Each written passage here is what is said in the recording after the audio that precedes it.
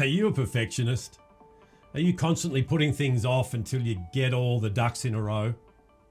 Well, this week I want to help you to understand that thou shalt not be perfect.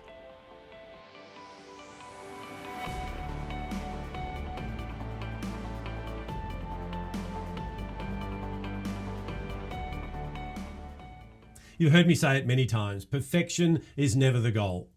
It's not something that we can arrive at. Perfection is something that's going to help you to procrastinate. And a lot of times that's exactly what it is. It's a strategy that you run so that you don't do anything. Well, if I can't get it perfect, then what's the use of even trying? So let's talk about what we can do differently. Let's remove those thoughts of perfection and get rid of them as being something that's even possible. And look at what to do instead. For me, my life is all about incremental improvement. So this is something I want to achieve. This is where I am right now. The gap in between is the journey of learning. So instead of looking at that gap and going, wow, there's a big gap between those two, what's the next step? What's something that I could believe and do that would take me one step closer to where I want to go? In the work that I do with social and emotional intelligence, I use an assessment to help people to have a look at their current reality, where they are in terms of the 26 competencies that I measure, coach and train in. And it's all about giving them strategies within those competencies to go 1 point closer to the goal.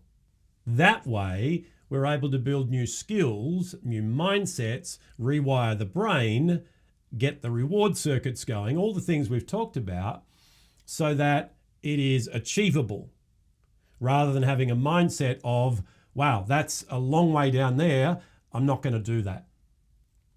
Also, a lot of times when I'm doing that, people will self-assess that they are perfect, as in no room for improvement in some of the competencies.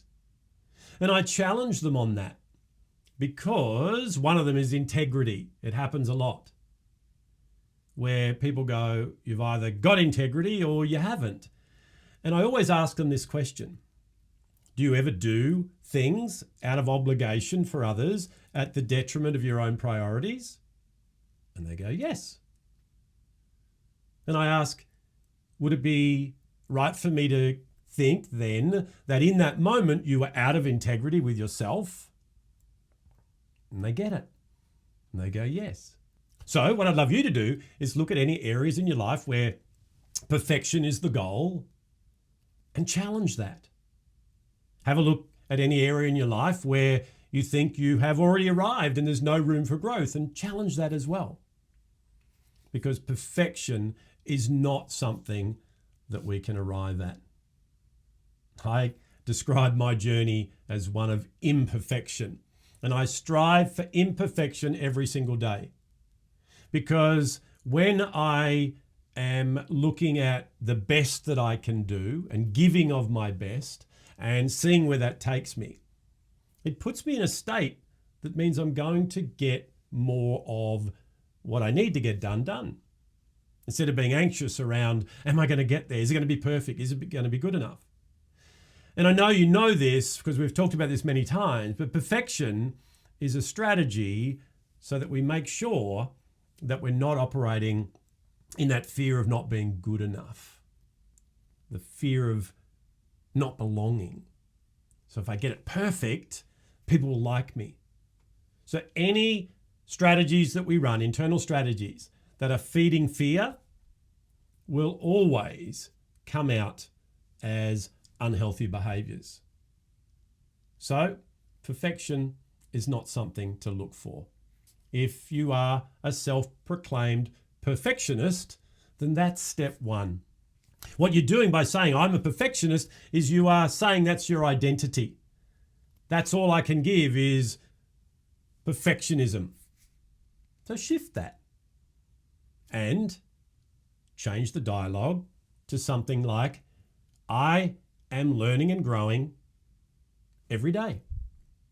So changing the mindset is the first step. Changing the behavior comes after that.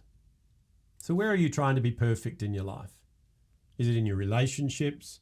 Is it in the work that you do?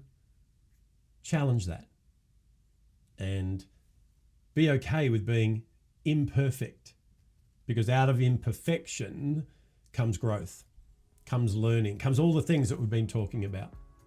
Well, that's it from me for another week. Join me again next week when we continue this conversation around the 10 commandments for enjoying your life. See you then.